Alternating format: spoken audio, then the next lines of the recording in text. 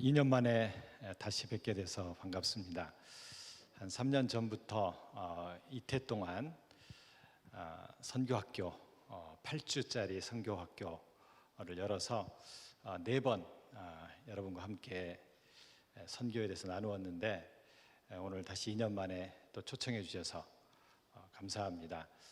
오늘은 제가 선교사고 그러니까 선교에 대한 사명, 오늘 본문을 통해서 다시 한번 생각을 해보고자 합니다. 세계 제2차 대전 당시에 참전했던 조지 패튼이라는 장군이 있었는데, 이 장군은 만나는 병사들에게 이런 질문을 했다고 합니다. 네 사명이 무엇이냐? 네 사명이 무엇이냐? 왜 이런 질문을 했을까요? 전쟁에서 가장 중요한 것은 무기가 아니라, 전략이 아니라, 전술이 아니라 사명이기 때문에 그랬습니다. 사명이 무엇인지 알아야 전쟁에서 승리할 수 있습니다. 반대로 사명이 무엇인지 모르는 상태에서 전쟁을 하게 되면 실패할 확률, 질 확률이 많이 있습니다. 사명이 무엇인지 아는 군인이라야 치열한 그런 총탄이 오가는 전쟁터에서 목숨을 걸고 싸워서 이길 수 있습니다. 어느 교회 목사님께서 암으로 죽음을 앞에 두고 너무나 고통스러우셔서 음식을 입에 대지 않으셨습니다. 음식 먹는 것을 포기하시고 차라리 빨리 죽어서 주님께 가겠다라는 그런 마음이셨습니다. 얼마나 암의 통증이 심했으면 음식을 거부하시고 죽음을 재촉하셨겠습니까? 그런데 병문안 오는 성도들마다 하는 말이, 목사님 빨리 일어나세요. 우리들에게 말씀을 전해 주셔야죠. 목사님의 설교를 듣고 싶습니다. 그런 말씀, 그런 요구를 했습니다. 목사님의 설교를 듣고 싶어요. 이 말들을 듣고 들으시고 목사님은 먹을 것을 그때야 다시 가져오라고 하셨습니다. 자신을 위해서는 빨리 죽는 것이 낫지만 성도들에게 설교하는 그런 사명 때문에 다시 살아야 되겠다. 그래서 음식을 가져오라고 하신 것입니다. 이처럼 사람이 살아야 될 이유가 있다면 사명 때문입니다. 사명은 그만큼 인간이 사는데 중요한 것입니다. 여러분이 살아야 될 사명은 무엇입니까? 잠시 질문해 봅니다. 사도 바울은 예루살렘으로 올라가고자 했습니다. 그러나 에베소 교회 장로들은 예루살렘으로 올라가는 것을 극히 반대했습니다. 예루살렘으로 가다가는 많은 고난을 당할 뿐만 아니라 죽음을 당할 수도 있었기 때문에 그랬습니다. 바울이 예루살렘으로 올라가고자 할 때 많은 사람들이 만류했지만 그가 예루살렘으로 올라가고자 했던 것은 바로 단 하나의 이유입니다. 사명 때문이었습니다. 바울은 사명으로 살았습니다. 사명 때문에 그는 죽을 수도 있는 예루살렘으로 올라가고자 결심했던 것입니다. 바울처럼 인간은, 우리 모두는 사명으로 사는 것입니다. 인간만이 사명을 가지고 있습니다. 그리고 사명은 인간이 살아야 될 이유를 말해주고 있습니다. 사명은 무슨 일을 해야 하는가, 어떤 일을 선택해야 되는가 하는 것을 결정하게 만드는 것입니다. 사명이 없으면 살 이유가 없는 것이며, 그리고 인생의 목표나 방향도 없는 것입니다. 아울러 방금 말한 목사님의 경우에서처럼 사명은 우리들에게 살아갈 힘을 주는 것입니다. 사도 바울의 사명이 무엇인지 오늘 본문에서 말씀하고 있습니다. 사도 바울은 자신의 사명은 하나님으로부터 나왔다라고 그렇게 얘기합니다. 22절에 성령의 매여라고 말씀하고 있습니다. 성령으로부터 사명을 받았다는 것입니다. 23절에 성령이 증언하신다라고 했습니다. 24절에는 예수께 받은 사명이라고 했습니다. 그의 사명은 바로 성령 하나님, 그리고 성자 예수님으로부터 받은 그런 것입니다. 자신이 만든 사명이 아니라 자기가 결정하고 자기가 찾은 사명이 아니라 하나님으로부터 받은 사명이었다라는 것입니다. 사명은 영어로 미션이죠. 미션은 임무, 사명이라는 뜻입니다. 미션을 다른 말로는 선교로 번역하여 사용하기도 합니다. 그래서 선교사를 미셔너리라고 그러죠. 영어 미션은 라틴어 미티오에서 나온 말입니다. 미티오라는 말은 보내다, 파송하다, 파견하다라는 뜻입니다. 그래서 이렇게 탁 쏘는, 보내는 미사일도 미티오에서 나온 말입니다. 그래서 사명은 바로 보내는 것이고 그리고 보냄을 받는 것입니다. 사명과 선교는 동의어입니다. 사명을 받았다라는 의미는 선교의 사명을 받았다라는 뜻이라는 것이죠. 이처럼 인간이 가진 사명은 하나님으로부터 온 선교의 사명입니다. 성부 하나님은 성자 예수님을 보내셨습니다. 보내신 것 자체가 사명입니다. 우리가 잘 아는 요한복음 3장 16절에 하나님이 세상을 이처럼 사랑하사 독생자를 주셨으니, 이 주셨으니는 영어로 sent의 뜻입니다. 한국말에 주셨으니는 그래서 보내다라는 뜻이죠. 하나님이 세상을 이처럼 사랑하사 독생자를 보내셨으니입니다. 예수님이 이 땅에 오신 것은 바로 하나님이 보내셔서 오신 것입니다. 임무를 수행하기 위해서. 사명은 임무를 수행하다라는 뜻이라고 그랬죠. 임무를 수행하기 위해서 하나님께서 보내신 것입니다. 그래서 그것이 사명이고 그것이 바로 선교라는 것이지요. 요한복음 7장 29절에 예수님은 이렇게 말씀하셨습니다. 나는 아노니 내가 그에게서 났고, 그는 성부 하나님이죠. 그에게서 났고 그가 나를 보내셨음이라. 사명을 말하고 있는 것입니다. 그가 나를 보내셨다. 하나님이 예수님을 보내신 것입니다. 요한복음 6장 38절에도 예수님이 말씀하시기를 내가 하늘로부터 내려온 것은 내 뜻을 행하려 함이 아니요 나를 보내신 이의 뜻, 나를 보내신 이의 뜻을 행하려 함이라. 나를 보내신 이의 뜻은 내게 주신 자 중에 내가 하나도 잃어버리지 아니하고 마지막 날에 살리는 것이니라 라고 예수님께서 말씀하셨습니다.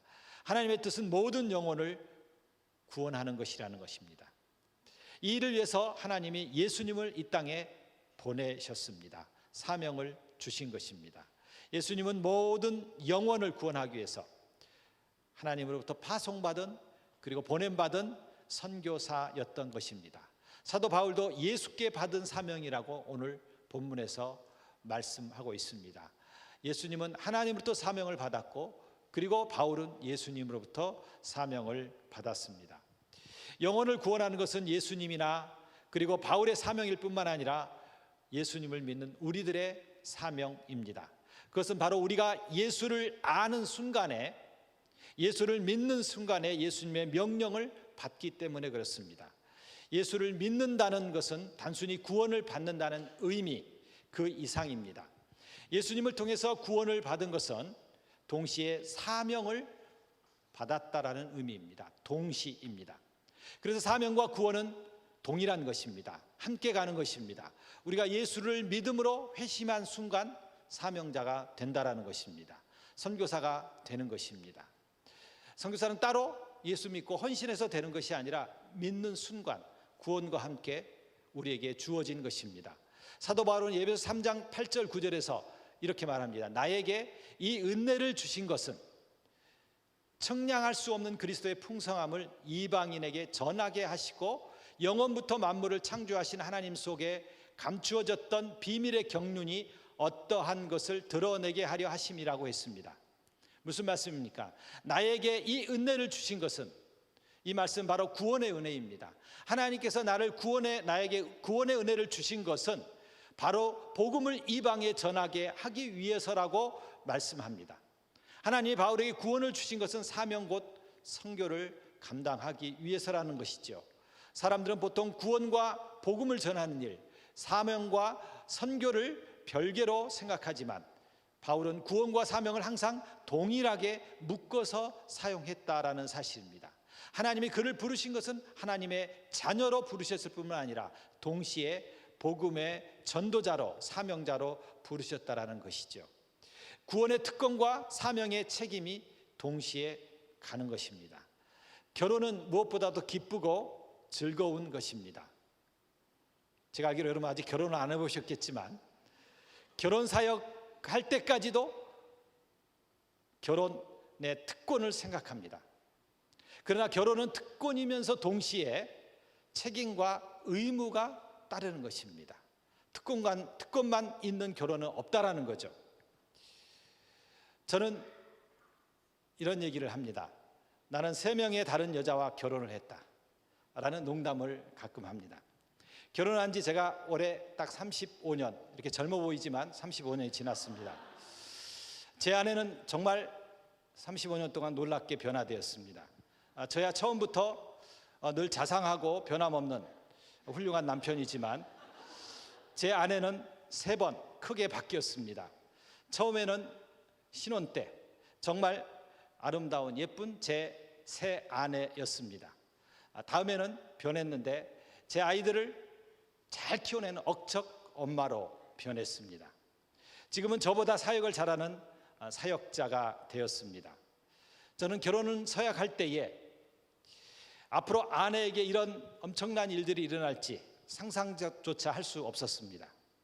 결혼의 달콤한 특권만을 생각했는데 결혼을 해보니까 결혼과 동시에 특권과 더불어 의무와 책임을 지게 된다는 그런 엄청난 사실을 제가 35년 동안 살면서 발견했습니다. 저는 아내의 새로운 면을 발견할 때마다 흥미진진합니다. 이처럼 결혼은 권리와 의무와 책임이 함께 가는 것입니다. 마찬가지로 구원과 사명도 함께 간다는 겁니다. 이 세상에 그 어떤 일도 특권만은 없습니다. 어떤 사람이 대학에 합격했다. 엄청난 특권과 고난은 축복을 누리는 거죠. 그러나 합격하는 순간부터 공부를 해야 되는 책임을 갖게 되는 거죠.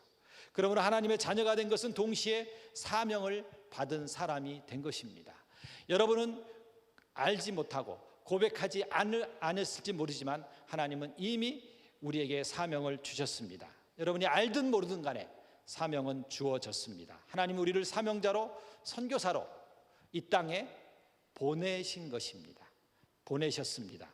그래서 선교는 우리가 선택해야 될 사항이 아닌 겁니다. 이미 확정되어 있습니다. 우리가 하고 싶으면 하고 안 하고 싶으면 안 하는 그런 것이 아닙니다. 선교는 하나님이 원하시는 가장 유일한 것이고, 그리고 이것은 우리가 구원을 받은 것과 동시에 모든 그리스도인들이 해야 될 사명인 것입니다. 우리가 회심하는 순간 우리는 구원받았다는 확신과 기쁨을 갖는데 동시에 우리는 선교적 사명을 가지고 살아가야 하는 것입니다. 교회도 마찬가지입니다.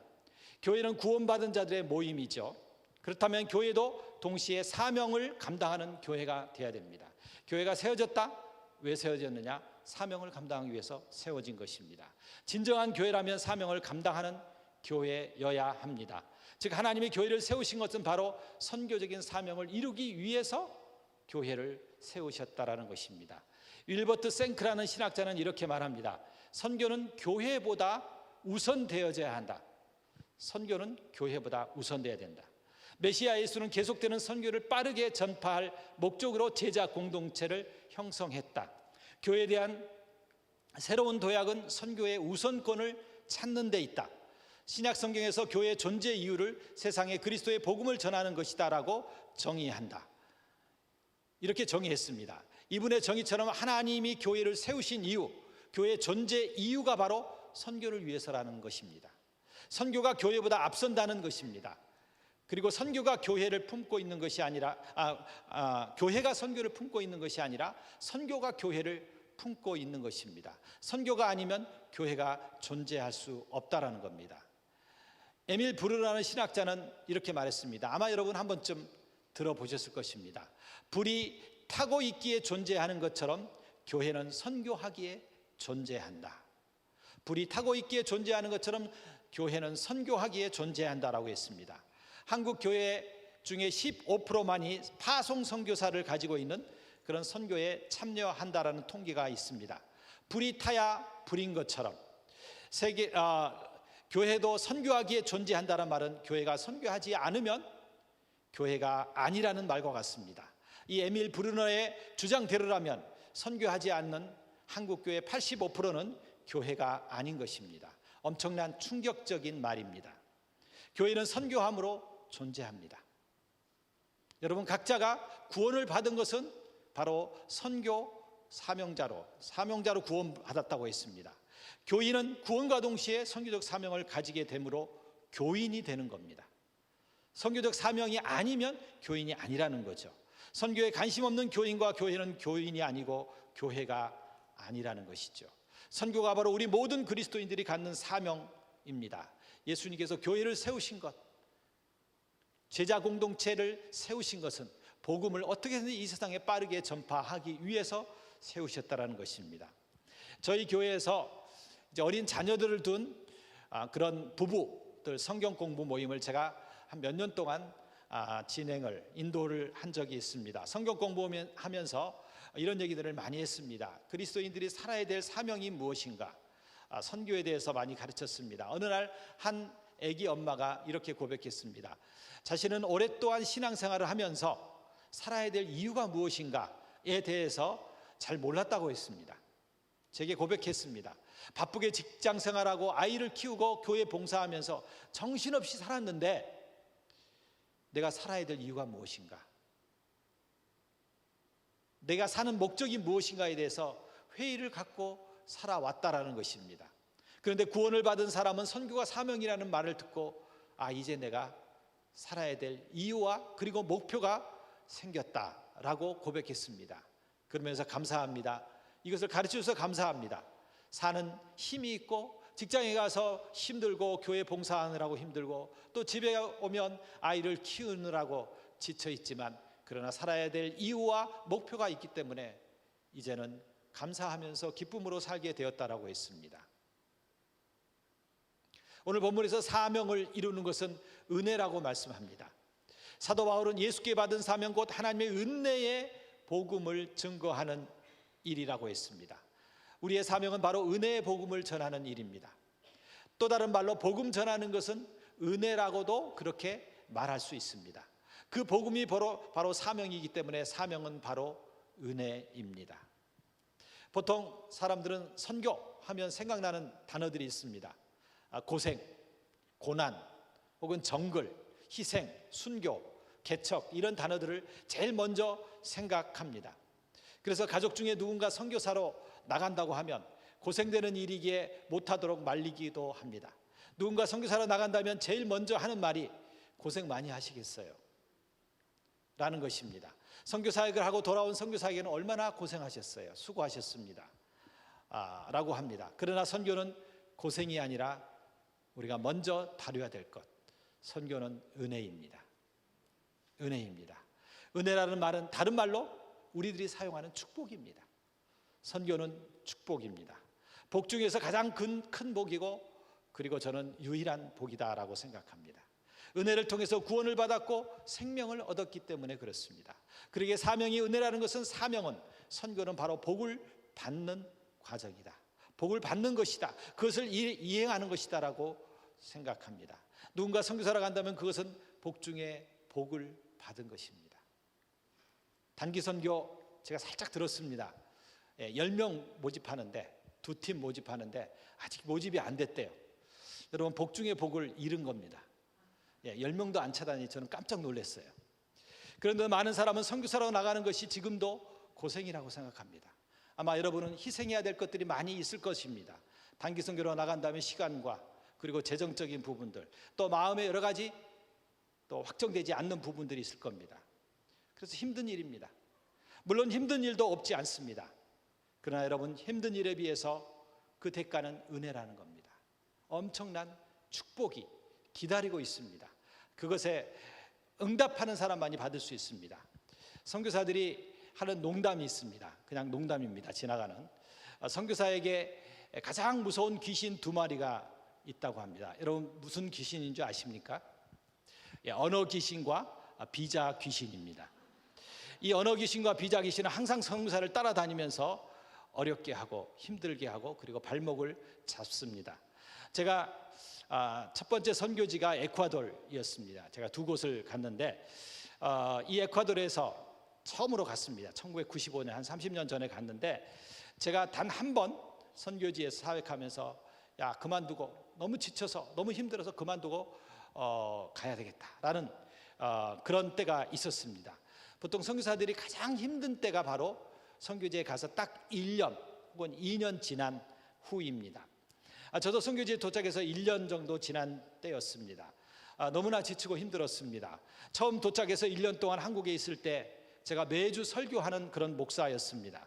그런데 설교는커녕 사람들에게 이렇게 대화도 못하는 그런 벙어리가 된 그런 상황이었습니다. 모든 것이 낯설고 그리고 문화가 달라서 큰 충격이 되었습니다. 한국에 대한 그리움도 심했습니다. 언어 공부를 하는데 새로운 언어를 배운다는 것은 보통 어려운 일이 아니었습니다. 제가 30살에 갔는데 30대 새로운 언어를 배우는 건 쉬운 일이 아니었습니다. 그 나라 말로 설교를 하고 성경을 가르쳐야 되니까 언어를 배워야 되고 또 잘해야 했습니다. 그래서 우리 팀의 목표는 제일 좋은 현지 대학 언어 코스에서 마지막 6단계까지 공부하는 것이었습니다. 그래서 6단계를 마쳐야만이 사역을 시작하는 걸로 그렇게 약속을 했습니다. 저는 5단계까지 공부를 하는데 너무나 힘들었습니다. 하나님께 드리는 예배도 현지예로 드리는데 영적으로 메말랐습니다. 영적으로 정서적으로 모든 것에서 탈진한 상태였습니다. 그래서 포기하고 싶었고 그리고 한국으로 돌아가고 싶었습니다. 그러나 돌아가는 것이 쉬운 일입니까? 기도하고 후원하는 분들을 생각하면 엄두가 나지 않습니다. 이스라엘 백성들이 홍해 앞에 있는 것과 같은 상황이었습니다. 돌아갈 수도 없고 그렇다고 지쳐서 이제 한 발자국도 또 살아갈 수 있는 힘이 없는, 계속 언어 공부를 할 그런 자신감이 없었습니다. 어떻게 해야 되나 고민 가운데 어느 날 밤에 성경을 보는데 나다나엘에게 하신 하나님의 말씀을 제가 묵상하게 되었습니다. 보게 되었습니다. 나다나엘이 가로되 어떻게 나를 아시나이까? 예수께서 대답하여 가라사대 빌립이 너를 부르기 전에 내가 무화과 나무 아래 있을 때 너를 보았노라. 네가 모를 때 나는 너를 보고 있었노라. 예수님께서 그렇게 나다나엘에게 하셨습니다. 나다나엘이 예수님께 어떻게 나를 아십니까? 나는 당신을 본 적이 없습니다. 예수님은 이미 이전에 무화과나무 아래 있을 때 나는 너를 보고 있었고 그리고 알고 있었다라는 말씀이었습니다. 이 말씀을 제가 보았어요. 이 말씀이 제 마음에 들어오는데 정말 그 순간에 살아계신 하나님이 제게 살아계신 말씀으로 들려주신 것과 같았습니다. 하나님이 나를 알고 계신다 라는 음성으로 들렸습니다. 지금까지 하나님께서 나를 알고 계셨다라는 것이죠. 제가 너무 힘든 상태에서 정착하느라고 힘들었던 그 모든 순간을 하나님께서 알고 계신다라는 거예요. 저는 그 1년 동안의 상황을 기억하면서 그 순간에 나 혼자 힘들게 살아온 것이 아니라 하나님이 나를 알고 계셨구나, 나를 지켜보고 계셨구나 하는 그 말씀으로 제 마음속에 이 말씀이 다가왔습니다.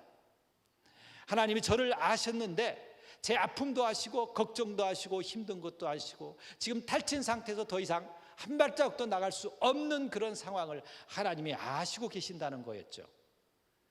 이러지도 못하고 저러지도 못하고 앞으로 나갈 수도 없는 상황을 하나님이 지켜보고 계신다라는 것이었습니다. 그 말씀으로 제게 하나님이 다가오시는데 정말 하나님이 제 옆에서 그렇게 말씀해 주셨습니다. 영아, 내가 너를 알아. 너의 눈물을 알아. 너의 고통을 알아. 그래 1년 동안 얼마나 외롭고 힘들었니? 얼마나 언어 공부하느라고 끙끙매면서 힘들었니? 하나님이 그렇게 제게 말씀해 주셨습니다. 마찬가지입니다. 여러분 어떤 힘든 일이 있나요? 혹시 남몰래 눈물 짓는 일이 있나요? 하나님이 알고 계신다라고 우리 각자에게 오늘 또 말씀해 주십니다. 하나님이 우리를 알면 어떻게 됩니까? 이미 알았어요. 앞으로도 알고 계세요. 하나님이 해결해 주신다는 말씀입니다. 그날 밤 저는 그 말씀을 통해서 정말 하나님을 만났습니다. 다시 만났습니다. 매일 만났지만 희미하게 만났지만 그 말씀을 통해서 하나님을 분명히 만났습니다. 너무나 감격해서 너무나 고마워서 하나님의 음성에 제 마음이 녹아졌습니다. 그래서 밤을 새우며 눈물과 콧물을 흘리면서 하나님을 찬양하고 기도하였습니다. 그리고 힘을 얻었습니다. 위로를 받았습니다. 그때처럼 하나님을 경험하는 체험이 제가 선교지에서 살았던 힘이었습니다. 지금까지도 힘이 들 때면 그 말씀을 기억합니다. 너무 힘들다. 뭐 힘 안 드는 인생이 어디 있습니까? 그럴 때마다 하나님, 내가 너를 알고 있어. 내가 너를 보고 있어. 말씀하시는 것이죠. 전능하신 하나님, 우리가 믿는 하나님 전능하신 하나님입니다. 우리를 죄에서 구속하신 하나님, 그리고 위로의 하나님, 그 하나님이 나를 알고 계신다는 사실, 내가 모를 때도 나보다 나를 더 정확하게 알고 계신다는 그 사실, 그분이 우리 주님이라는 사실입니다. 그분이 우리가 믿는 하나님이십니다. 우리에게 생명을 주신 분이십니다. 그분이 우리의 삶을 돌보시고 그리고 함께 하시는 분이십니다. 선교를 하면서 누리는 복은, 은혜는 바로 이런 것들입니다. 하나님의 살아계심, 말씀을 통한 하나님의 위로하심, 그것이 선교에 참여하는 사람들에게 딸이 받는 그런 은혜고 그리고 행복입니다. 제자의 삶을 산다는 것, 바로 이처럼 하나님의 살아계심과 은혜를 경험하는 것. 그래서 선교는 고생이나 정글이나 희생이나 순교가 아니라 은혜인 것입니다. 선교사들을 괴롭히는 두 번째 귀신이 뭐라고 그랬죠? 비자라고 했습니다. 제가 에콰도르에서 있을 때 비자 내기가 제가 그때 당시에는 가장 까다로운 나라였습니다. 지금은 상당히 쉬운 나라인데, 그래서 영주권을 신청하기로 했습니다. 보니까 선교사 영주권이라는, 한번 받으면 거기서 영원토록 살 수 있는, 그래서 너무 힘들어서 아예 영주권을 신청하기로 했습니다. 비자 만료 기간을 맞춰서 서류를 다 내고 모든 것이 통과되었는데, 최종 결정자인 이민청장이 뇌물을 요구했습니다. 1,000불, 우리나라 돈으로 그때 당시 한 100만 원 정도의 뇌물을 요구했습니다. 영주권을 도와주었던 변호사는 뇌물을 주지 않으면 이 나라에서는 이제 영주권을 받을 수 없고, 그리고 에콰도르를 떠나야 된다라고 했습니다. 저는 뇌물을 주고 영주권을 받을 것인가, 아니면 한국으로 다시 돌아갈 것인가를 기도하면서 고민했습니다. 결국 제 아내와 같이 얘기를 하면서 에콰도르를 떠나 한국으로 철수하기로 결정했습니다. 왜냐하면 선교사로서 복음을 통해 그 나라의 부패한 사회를 변혁시키는 것이 선교사의 임무일진데, 뇌물을 준다는 것은 부패한 사회에 불을 더 붙이는 격이 돼서 뇌물을 주고 비자를 받을 수 없다라는 게 저희들의 결정이었습니다. 그래서 포기했습니다. 아내와 저는 짐을 싸기 시작했습니다. 그런데 갑자기 에콰도르의 한 지방 소도시에서 조그만 시위가 일어났습니다. 그런데 그 시위가 하루 만에 대통령 궁을 둘러싸고 대통령에게 물러가라는 데모를 하게 되는 전국적인 그런 시위가 되었습니다. 부정과 부패를 일삼았던 대통령은 이제 그 시위 때문에 3일 만에 다른 나라로 망명을 가게 됐습니다. 대통령의 측근이었던 이민청장도 함께 도망을 갔습니다. 그리고 이민청장의 후임으로 저를 도와줬던 변호사의 친구가 후임이 되어서 새로운 청장이 되어서 뇌물을 받지 않고 영주권을 받을 수가 있게 되었습니다. 여러분, 제 가족의 비자를 위해서 대통령과 나라의 정권을 바꾸시는 하나님, 그 하나님을 저는 경험했습니다. 하나님께서 제 가족의 비자가 얼마나 급했으면 데모를 일으키게 해서 3일 만에 대통령을 물러나게 하는 초강수를 두셨을까요? 제가 선교지에서 정말 비자가 필요할 때, 다른 방법이 없을 때 하나님은 이런 기적을 베풀어 주신다는 것을 저는 착각하며 지금도 믿고 있습니다. 이처럼 선교지는 하나님이 아니면 어려운 문제를 해결할 수 없는 곳이지만 하나님만 바라보며 그렇게 하나님의 은혜를 간구하며 또 그것을 체험하며 사는 곳입니다. 하나님이 도와주시는 것입니다. 그것이 은혜입니다. 사도 바울은 오늘 본문에서 예수께 받은 사명 곧 하나님의 은혜의 복음을 전하는 일을 마치려 하면은 나의 생명조차 조금도 귀한 것으로 여기지 아니하노라 한다고 그렇게 고백했습니다. 사명은 헌신과 희생으로 이루어집니다. 그리고 그 희생의 대가는 은혜로 우리에게 주어진다라는 것입니다. 마가복음 10장 29절 30절에 이런 말씀이 있습니다. 예수께서 이르시되 내가 진실로 너희에게 이르노니 나와 복음을 위해서 집이나 형제나 자매나 어머니나 아버지나 자식이나 전토를 벌인 자는, 주님을 위해서 모든 걸 벌인 자는 현세에 있어, 이 세상에 있어 집과 형제와 자매와 어머니와 자식과 전토를 100배나 받되 박해를 겸하여 받고 내세의 영생을 받지 못할 자가 없느니라고 예수님께서 말씀했습니다.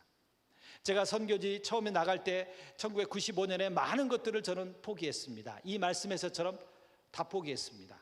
제가 믿음이 있어서가 아니라 선교지에 가지고 갈 수가 없어서 다 내려놓고 갔습니다.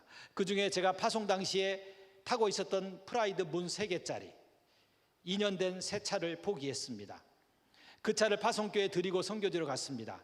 제가 살고 있던 조그만 13평짜리 보금자리 집도 제가 포기했습니다.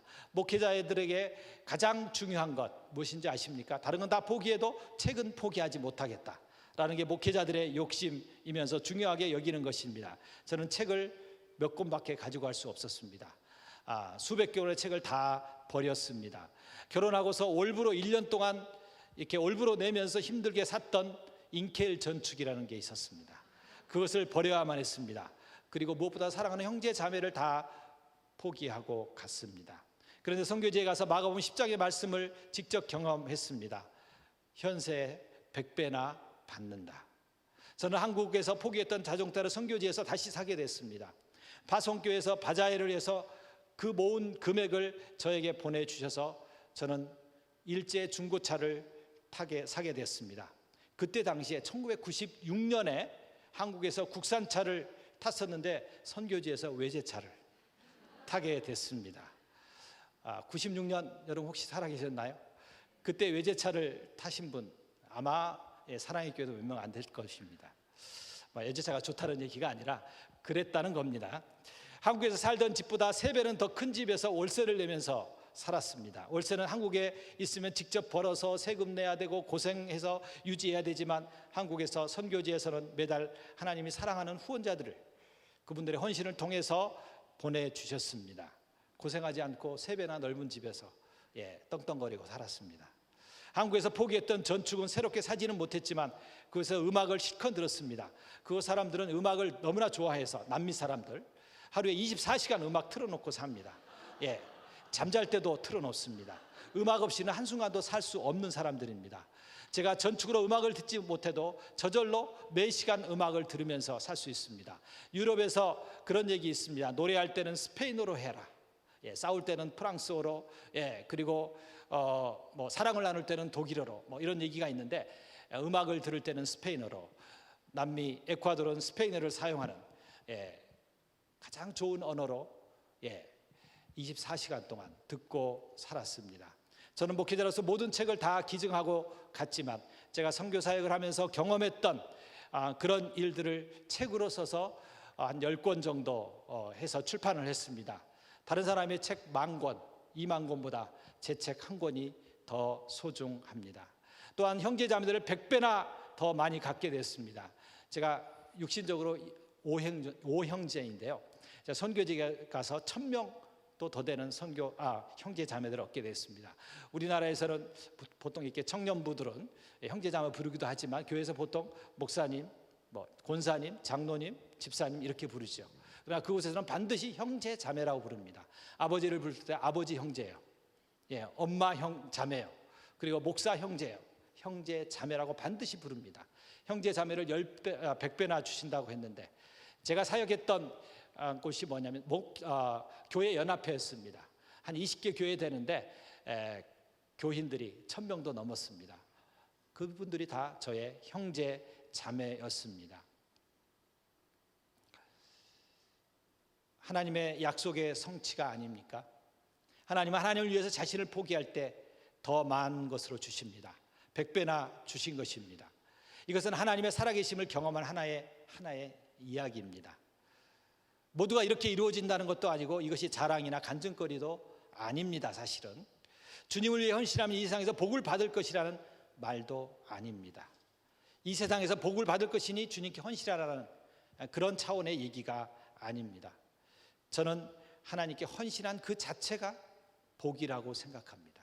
헌신했을 때 이미 100배의 복을 현세에서 받았다라고 생각합니다. 저는 이런 경험을 통해서 하나님은 우리의 모든 삶의 부분에서 신실하게 역사하시고 우리가 함께 하시고 그리고 은혜 가운데 우리를 인도하신다라는 사실입니다. 그것을 경험하며 사는 삶이 바로 사명자의 삶입니다. 헌신자의 삶입니다. 그리고 그 사명자가 선교사가 받는 은혜라는 것입니다. 선교사는 어려운 환경에서 하나님의 은혜를 경험하면서 삽니다. 선교지에서는 하나님이 아니고서는 해결할 수 없는 그런 상황이 많이 있기 때문입니다. 그런 어려운 상황에서 인생을 살면서 힘들 때 하나님을 경험하는 것보다 더 큰 은혜가 어디 있겠습니까? 제가 잘 아는 선교 단체 저희 단체인데 한 선교사님 이런 고백을 했습니다. 원래 직업은 의사였습니다. 이분은 어느 날 제게 고백하기를 자신의 인생에서 가장 잘한 선택한 세 가지가 있다고 했습니다. 세 가지가 뭐냐면 첫째는 하나님을 선택한 것. 물론 하나님이 선택했죠. 그러나 자신이 인간적인 표현으로 선택한 세 가지 정말 행복하답니다. 하나님을 선택한 것, 그리고 자신의 아내를 선택한 것, 그리고 선교를 선택한 것이라고 했습니다. 그러면서 자신은 행복한 사람이라고 했습니다. 의사가 된 것보다도 선교사가 된 것을 가장 큰 특권으로 생각한다라고 했습니다. 이 선교사는 바로 자신의 생애를 복음을 위해서 드린 것에 대해서 만족하고 그리고 가치 있는 삶을 살고 있다라고 고백한 것입니다. 이것이 그의 사명이었습니다. 제가 지금 주로 하는 일이 한국 교회마다 돌아다니면서 선교를 가르치는 일입니다. 강의를 할 때마다 꼭 제가 강조하는 말이 있습니다. 그것은 바로 하나님 앞에서 섰을 때 무엇을 보고할 수 있느냐 하는 것입니다. 우리는 언젠가는 저와 여러분 반드시 하나님 앞에 설 것입니다. 하나님 앞에 섰을 때 우리가 하나님을 믿는다면 그분 앞에 섰을 때에 이 세상에서 무엇을 했느냐라고 보고할 것을 저는 믿습니다. 보고할 것입니다. 반드시 하나님 앞에서 보고할 것인데 그럴 때 하나님께서 우리에게 먼저 물어보실 겁니다. 너 무엇 하다가 왔느냐? 세상에서 무엇을 했느냐? 라고 물으신다면, 질문하신다면 우리는 무엇을 대답할 것이냐 하는 것입니다. 하나님 앞에서 보고할 수 있는 일들만이 우리가 우리가 해야 될 가치 있는 일이라는 것입니다. 저는 그것이 사명이라고 생각합니다. 예수님이 말씀하셨듯이 지극히 작은 자에게 냉수 한 그릇 베푼 것이 곧 나에게 한 것이라고 말씀하셨듯이 우리는 그것을 주님께 보고할 수 있을 것입니다. 우리가 이 세상에서 나를 위해서 살아야 하지만 정말 우리 주님 앞에 떳떳하게 보고할 수 있는 것은 하나님을 위해서 일한 것, 조그만 것이지만 지극히 작은 자에게 주님의 사랑을 나누는 것, 이것이 바로 주님께 보고할 수 있는 것이라고 저는 생각합니다. 하나님 앞에 서서 저는 이 세상에서 정말 돈을 벌기 위해서 열심히 살았습니다. 이런저런 출세를 하도록 저는 열심히 살았습니다. 저는 여행을 많이 했습니다. 보고할 수도 있을 겁니다. 그러나 떳떳하게 하나님 앞에 보고할 수 있는 것은 사명이라고 생각합니다. 그것을 위해서 여러분의 삶을 들이셨으면 좋겠습니다. 제가 아는 필리핀의 한 평신도 선교사님에 대한 얘기를 하고 말씀을 마치겠습니다. 이분은 교회에서 장로였습니다. 이분은 전직 제법 큰 회사 회장님 출신입니다. 이분은 70세 필리핀에 선교사로 가셨습니다. 돈도 여유가 있었습니다. 이제 말년에 선교지를 방문하면서 이제 선교사들을 위로하고 그렇게 살 수도 있었는데 다 내려놓고 선교사로 공식적인 파송을 받고 70세 필리핀에 가셨습니다. 제가 사역했던 민다나오 섬 다바오에서 저랑 같이 사역을 하다가 파송교회에서 세부라는 도시로 옮기라고 했습니다. 그래서 이사를 가게 됐습니다. 이분이 이사를 가시는데 이사 비용을 절약하기 위해서 몸소 모든 짐을 싸셨습니다. 필리핀은 날씨가 덥기에 보통 건강한 사람도 그냥 살아있는 것 자체가 힘듭니다. 움직이기만 하면 땀이 납니다. 땀이 나기에 몸으로 하는 힘든 일은 대부분 사람들을 고용해서 합니다. 특히 외국인들은 그렇게 삽니다. 그런데 이분은 짐을 직접 싸고 그리고 직접 본인이 가지고 가셨습니다. 비행기를 타면 짐을 붙이고 비행기를 타면 1시간이면 갈 수 있는 거리를 8시간 손수 운전해서 그 차를 가지고 배를 타고 다시 또 10시간을 가서 이제 이사를 하는 것을 제가 옆에서 도와드렸습니다. 그때 그 배는 10시간을 가는데 1등석부터 5등석까지 1등석은 한국 돈으로 4만 원 정도 하고요. 그리고 2등석은 3만 5천 원, 그리고 마지막 5등석은 2만 원 정도 하는데 5등석을 끊으셨습니다. 나이 드신 분들이. 그래서 제가 그랬어요. 웬만하면 돈도 별로 차이가 안 나는데 1등석을 타고 좀 편하게 가시지요 했더니 이분이 그렇게 얘기했습니다. 이건 제 돈이 아니고 선교비로 쓰는 돈이기 때문에 제가 아껴야 됩니다. 제가 돈이 없어서가 아니라 그래서 저는 5등석을 끊었습니다. 그러면서 제가 도와주고 또 드리고 그리고 헤어지면서 이분이 이런 말씀을 하셨습니다. 하나님께서 제게 15년만 생명을 더 연장시켜 주셨으면 좋겠습니다. 히스기야처럼 15년만 더 살다가 이곳에 선교하다가 주님 앞에 가고 싶습니다. 그러면서 헤어졌어요. 그리고 저는 이제 또 사정이 있어 한국으로 철수하고 만나지 못했는데 재작년에 9월에 이 선교사 부부가 코로나로 필리핀에서 일주일 만에 두 분이 돌아가셨어요. 하나님의 부르심을 받았어요. 저하고 헤어진 지 딱 13년이에요. 그분이 선교지에 온 지는 15년이에요. 하나님께 15년만 더 목숨을 주신다면, 생명을 주신다면 주님께 드리겠다고 한 그 마음이, 그것을 이루고 그분은 하나님께 갔습니다. 때로는 우리가 주님을 위해서 생명이라도 내려놓는 것, 그것이 선교일 수 있습니다. 그러나 하나님은 우리를 그 선교의 자리로 부르셨다는 것입니다. 이제 여러분은 어떤 사명으로 사십니까? 나는 오직 하나님을 위해서, 하나님 나라를 위해서 살겠다라고 다짐하며 사명을 품었던 때가 있었을 것입니다. 하나님을 위해서 내 생명을 바치겠다라고 눈물을 흘리며 찬양할 때도 혹시 있지는 않으셨습니까? 하나님을 위해서 내 모든 것을 바치겠다라고 결심할 때는가 있지 않으셨습니까? 여러분의 사명을 다시 한번 돌아보실 수 있었으면 좋겠습니다. 그리고 회복하실 수 있기를 바랍니다. 그리고 사명을 끝까지 지키십시오.